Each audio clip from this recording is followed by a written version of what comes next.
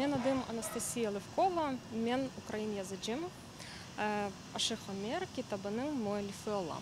Анастасія розповідає, книга для дітей. В ній йдеться про кримсько-татарського співця 17 століття Ошика Омера, який жив у Йозлеві. Так раніше називалось місто Євпаторія. З хлопчика сильно глузували в школі. Одного дня йому у сні з'явилась діва, яка підказала Ошику його життєве призначення.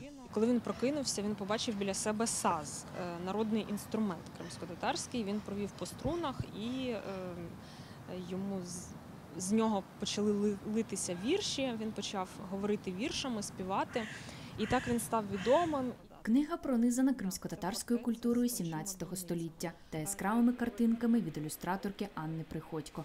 Також в книзі зображена історична карта. Інформація історична про кримських татар в 17 столітті, про те, як з'явилося Кримське ханство, про те, хто там жив, які там були міста, які міста збереглися досі. Анастасія Левкова, українська письменниця, народилась у Хмельницькій області. Зараз працює у Львові та Києві. Каже, надихнулась кримсько-татарською тематикою ще у 2012-му, коли мандрувала Кримом та жила у кримських татар у Бахчисараї. Було би класно написати репортажну книжку про Крим, бо це ж такий регіон, який мало знаний, його знають переважно за море, а більше нічого, там нікого, на жаль, не цікавить або мало цікавить. Анастасія розповідає, настільки захопилась Кримом, що після Революції Гідності планувала навіть переїхати жити на півострів. Ми знаємо, що після Революції Гідності сталася окупація, і переїхати до Криму вже було неможливо.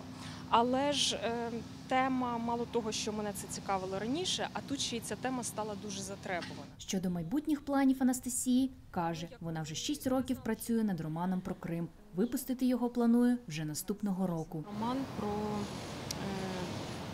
про Крим 80-ті, 90-ті, 2000-ні роки, починаючи з кінця 80-х по 2014 рік, коли героїня виїжджає з анексованого Криму. І героїня етнічна росіянка, але вона виросла поряд із кримськими татарами, і там дуже-дуже відчутний кримсько-татарський елемент, багато фраз кримсько-татарською мовою. Крім того, Анастасія є координатором конкурсу кримського інжиру. Отримує твори, що надходять на пошту конкурсу, обробляє їх та надсилає журі для оцінки. Третій фестиваль пройде вже цієї осені. Кримський інжир – це така моя окрема, дуже велика любов. Ці роки Кримський інжир виріс справді в такий поважний фестиваль, і навіть міжнародний, можемо сказати, тому що в ньому беруть участь і люди, які живуть зараз у Польщі, в Болгарії, в Румунії. Анастасія Рашко, Максим Терещенко. Новини на Суспільному. Крим.